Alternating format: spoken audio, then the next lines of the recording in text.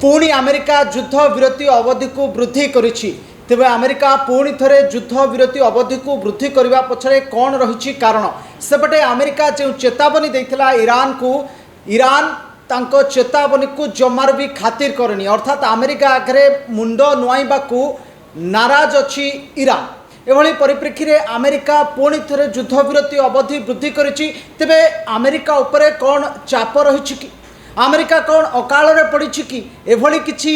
असुविधा सृष्टि होइछि कि अमेरिका उपरे जोथिपाई अमेरिका बारंबार युद्ध विरति अवधि को वृद्धि करुछि एवं ईरान को एपटे धमकपूर्ण चेतावनी देउथबा बेले सेपटे युद्ध करबा को युद्ध मैदान को ओल्हाइबा को प्रस्तुत नहीं अमेरिका एपटे हरमुज रे ब्लॉकेड एबे पर्यंत मध्य लगी रही ये पछरे कौन रही कारण ये तमाम विषय रे आमे आलोचना करबा आम सहित फोन लाइन रे जोड़ी होइछंती ग्रुप कैप्टेन एसके महापात्र। तबे श्रीयुक्त महापात्र अमेरिका उपरे कौन सेमती किछि चाप रही कि वर्तमान समय ए दृश्य को आपण किभली देखुछंती गोटिए पटे अमेरिका ईरान को धमकपूर्ण चेतावनी दउची किंतु अमेरिका जो चेतावनी दउची ताकू ईरान जमारू खातिर करूनी किंतु आउ गोटे पटे जो युद्ध विरति रही सीज फायर अवधि वृद्धि होती तो आम कहीपर कि अमेरिका उपरे से भली किछि चाप रही कि वर्तमान समय अमेरिका निजको रक्षा करने को जाई एभली किछि स्टेप नउछि कि ए बाबद आपण कोन कहिबे। सब दर्शक को स्वागत करुछि। देखो आपण जो प्रश्न पछे अमेरिका ऊपर चाप कौन रही युद्ध विरति अमेरिका घोषणा कला ताले एथिरे चापर प्रश्न कोठु आसिला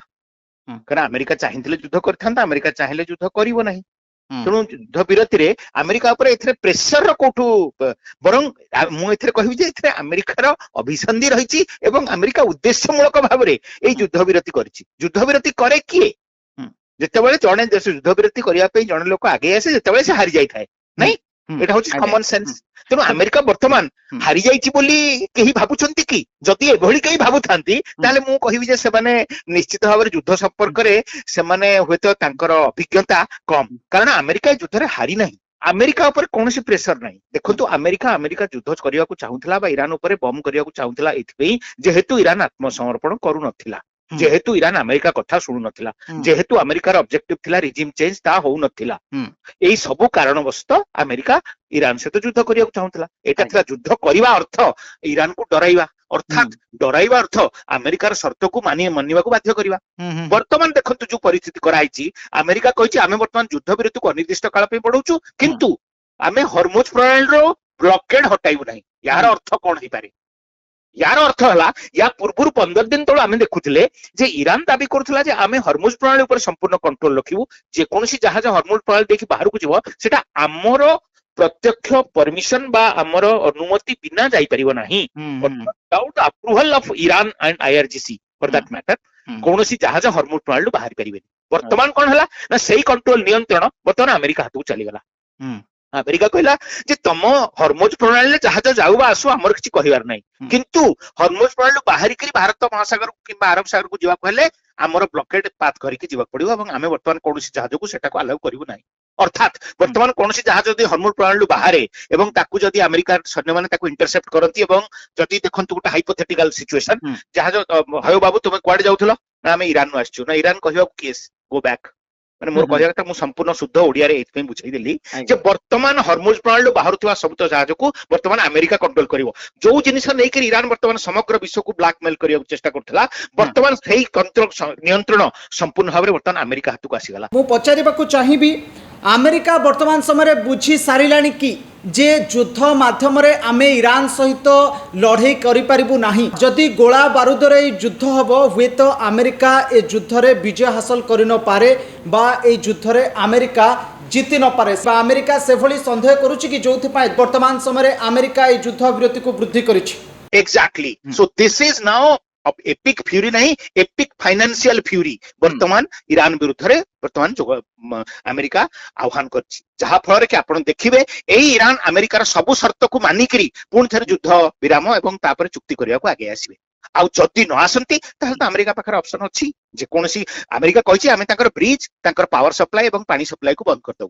ଯଦି ମାନେ ଆମେ ବୋମାରେ ଉଡେଇ ଦବୁ କିନ୍ତୁ ବର୍ତ୍ତମାନ ଦେଖୁଛନ୍ତି ଯେ ତାଙ୍କର ବ୍ରିଜ ଏବଂ ପାୱାର ସପ୍ଲାଇ ଏବଂ ପାଣିକୁ ବୋମା ପକେଇ ନଷ୍ଟ କରିବାର କୌଣସି ଆବଶ୍ୟକତା ନାହିଁ ବରଂ ଆଉ କିଛି ଦିନ ଏଇ ଯୋଉ ଷ୍ଟ୍ରେଟ୍ ଅଫ୍ ହରମୁଜ ବାହାରେ ବ୍ଲକେଡ୍ ଜାରି ରହିଲେ ଇରାନର ଅର୍ଥ ବ୍ୟବସ୍ଥା ସମ୍ପୂର୍ଣ୍ଣ ଭାବରେ ଭୁଷୁଡି ଯିବ ମନକୁ ମନ କାରଣ ବର୍ତ୍ତମାନ ଇରାନ ଦେଖନ୍ତୁ ଇରାନ ଖାଇବ କଣ ଇରାନ କୋଉଠୁ ଆଣିବ ଇରାନ ବର୍ତ୍ତମାନ ତେଲ ବିକିବ କେମିତି ଇରାନର ତେଲ ବିକିବାର ସମସ୍ତ ପନ୍ଥା ବର୍ତ୍ତମାନ ବନ୍ଦ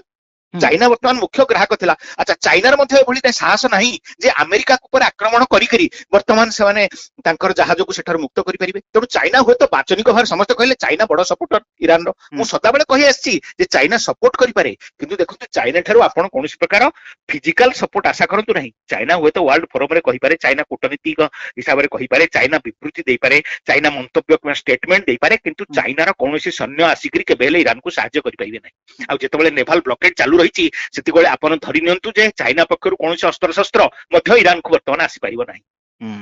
ତେଣୁ ଇରାନ ବର୍ତ୍ତମାନ ତାର ନିଜର ଫାଇନାନ୍ସିଆଲ ଅଟୋନୋମି ହରାଇବାକୁ ବସିଛି କାରଣ ଇରାନ ବର୍ତ୍ତମାନ ସବୁ ଜିନିଷ ଯୋଉ ଇମ୍ପୋର୍ଟ କରୁଥିଲା ଏବଂ ମୁଖ୍ୟ ଯାହାର ଯୋଉ ଥିଲା ଅର୍ନିଂ ଥିଲା ଗୋଟେ ଦେଶ ଚାଲିବ କେମିତି ଆଜ୍ଞା କୌଣସି ଦେଶ ଚାଲିବାକୁ ହେଲେ ଏକ୍ସପୋର୍ଟ ଅର୍ନିଂ ଦରକାର ଆଉ ସହଜେ ତ ଇରାନ ସୁଇଫ୍ଟ ମାଧ୍ୟମରେ ନାହିଁ ବର୍ତ୍ତମାନ ବିଶ୍ୱର ଅଧିକାଂଶ ଦେଶ ସାଂକ୍ସନ ଯୋଗୁଁ ଇରାନରୁ କିଛି କିଣୁନଥିଲେ କେବଳ ଗୋଟିଏ ଦେଶ ଥିଲା ଚାଇନା ଯିଏକି ଇରାନକୁ କିଣୁଥିଲା କାରଣ ଚାଇନା ଆମେରିକାକୁ ଡରୁନଥିଲା ଅନ୍ୟ ସମସ୍ତେ ଇରାନରୁ ଜିନିଷ ପତ୍ର କିଣିବା ବନ୍ଦ କରିଦେଇଥିଲେ ତେଣୁ ଇରାନର ଅର୍ଥ ବ୍ୟବସ୍ଥା ଏକରକମ ଚାଇନାରୁ ତେଲ କିଣୁଥିବା ଯୋଗୁଁ ହିଁ ଚାଲି ରହିଥିଲା ବର୍ତ୍ତମାନ ଯେତେବେଳେ ଚାଇନା ତେଲ କିଣିବା ବନ୍ଦ କରିଦେବ ବା ବନ୍ଦ କରିଯିବାକୁ ବାଧ୍ୟ ହବ ସେତିକିବେଳେ ଆପଣ ଅନୁମାନ କରିପାରୁଥିବେ ଯେ ଇରାନର ଅର୍ଥ ବ୍ୟବସ୍ଥା କୋଉ ପ୍ରକାର ହବ ଆଉ ଏଇଟା ଟ୍ରମ୍ପ ଏବଂ ତାଙ୍କର ସାମରିକ ଯୋଉମାନେ ପ୍ଲାନର ସେମାନେ ଭଲ ଭାବରେ ଜାଣିଛନ୍ତି ଯେ ବୋମା ନ ପକେଇକିରି ବା କ୍ଷେପଣାସ୍ତ୍ର ନ ପକେଇକିରି ବା ରକ୍ତପାତ ନ କରିକିରି ମଧ୍ୟ ଇରାନକୁ ବର୍ତ୍ତମାନ ଆଣ୍ଠୁ ଆଗରେ ପଡିକିରି ଦୋଷ ମାଗିବାକୁ ବାଧ୍ୟ କରିପାରିବେ ସେମାନେ ତେଣୁ ବର୍ତ୍ତମାନ ତାହା ହିଁ ହବ ଆପଣ ଦେଖିବେ ଅଳ୍ପ କିଛି ଦିନ ଭିତରେ ଇରାନ ତରଫରୁ ପୁଣି ଥରେ ପ୍ରସ୍ତାବ ଆସିବ କେବଳ କେମିତି ସେମାନେ ନିଜର ମୁହଁକୁ ବଞ୍ଚେଇବେ ସେଇଟା ତାଙ୍କର କଥା କିନ୍ତୁ ତାଙ୍କ ତରଫରୁ ନିଶ୍ଚୟ ପ୍ରସ୍ତାବ ଆସିବ ଯେ ହଁ ଆମେ ବର୍ତ୍ତମାନ ଏଇଆ ଏ ବି ସି ଡି କରିବୁ ଏବଂ ବର୍ତ୍ତମାନ ଯୁଦ୍ଧ ଆମକୁ ବର୍ତ୍ତମାନ ଆମ ଉପରେ ସାଂକ୍ସନ ହଟେଇ ଦିଆଯାଉ ଆମ ଜାହାଜକୁ ସେପଟେ ଟ୍ରେଡ୍ କରିବାକୁ ଦିଆଯାଉ ଆମର ଯୋଉ ଫ୍ରିଜ କରାହେଇଛି ଆସେଟ୍ ସେଇଟାକୁ ମଧ୍ୟ ଫ୍ରୋଜନ ଆସେଟ୍ କୁ ବର୍ତ୍ତମାନ ଫ୍ରି କରିଦିଆଯାଉ ସବୁ ପ୍ରକାର ସର୍ତ୍ତ ବର୍ତ୍ତମାନ ଇରାନ ତରଫରୁ ମାନିବା ଆରମ୍ଭ ହେଇଯିବ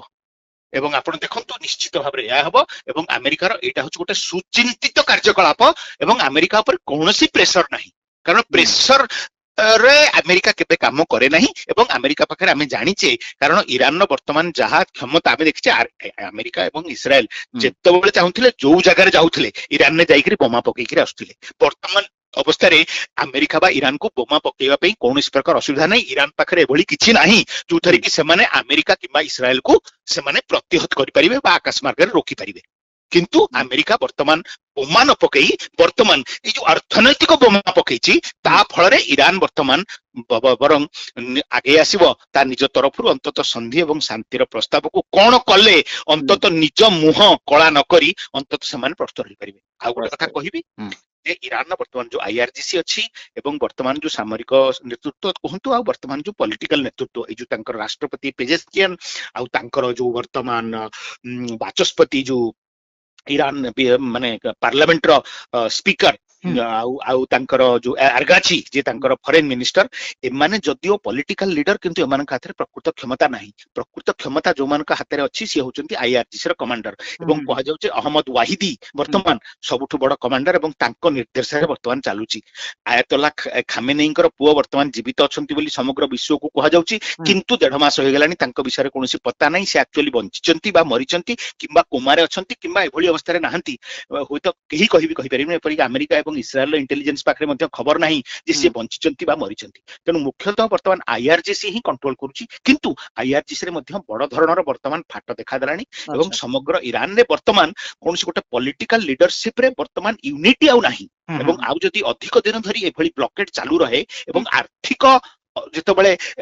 ମାନେ ଫାଇନାନ୍ସିଆଲ କ୍ରାଇସିସ୍ ଯେତେବେଳେ ଆସିବ ଯେତେବେଳେ IRGC ଗାର୍ଡ ମାନଙ୍କୁ ଦରମା ଦେବାରେ ଯେତେବେଳେ ଅସୁବିଧା ହବ ସେତିକିବେଳେ ଆପଣ ଦେଖିବେ ଯେ ଇରାନରେ କୋଉ ଭଳିଆ ତାଙ୍କର ଶାସନ ବ୍ୟବସ୍ଥା ସମ୍ପୂର୍ଣ୍ଣ ଭାବରେ ହୁକୁଳିଯିବ ଆଜ୍ଞା ଧର୍ମ ଯୁଦ୍ଧ କରାଯାଇପାରେ ଯୋଉ ପର୍ଯ୍ୟନ୍ତ ଆପଣଙ୍କ ପାଖରେ ଖାଇବାକୁ ଅଛି ଯେତେବେଳେ ଖାଇବାକୁ ନଥାଏ ସେତେବେଳେ କେତେ ଦିନ ପର୍ଯ୍ୟନ୍ତ କିଏ ଧର୍ମ ଯୁଦ୍ଧ କରିବା ସେଭଳି ଉଦାହରଣ ବୋଧହୁଏ ଇତିହାସରେ ନାହିଁ ତେଣୁ ଆପଣ ଯେତେବେଳେ ଦେଖିବେ ଖାଦ୍ୟ ପଦାର୍ଥର ଯେତେବେଳେ ଘୋର ଅଭାବ ଘଟିବ ସେତେବେଳେ ଏଇ IRGC ର କମାଣ୍ଡର ମାନେ ତାଙ୍କରି ଭିତରେ କେବଳ ଭେଦଭାବ ଏବଂ ଫାଟ ସୃଷ୍ଟି ହବ ଏବଂ ଇରାନ ପୁଣି ଥରେ କେମିତି ସମ୍ପୂର୍ଣ୍ଣ ଭାବରେ ସର୍ତ୍ତ ମାନିବାକୁ ବାଧ୍ୟ ହବ। ମୋର ପରବର୍ତ୍ତୀ ପ୍ରଶ୍ନ ରହିବ ଯେ ଯୋଉଭଳି ଭାବରେ ଆପଣ କହୁଥିଲେ ଯେ ଆମେରିକା ବର୍ତ୍ତମାନ ସମୟରେ ଇରାନ ସହିତ ଗୋଳା ବାରୁଦରେ ଯୁଦ୍ଧ କରିବାକୁ ଚାହୁଁନି, ବର୍ତ୍ତମାନ ସମୟରେ ଆମେରିକା ଚତୁରତାର ସହିତ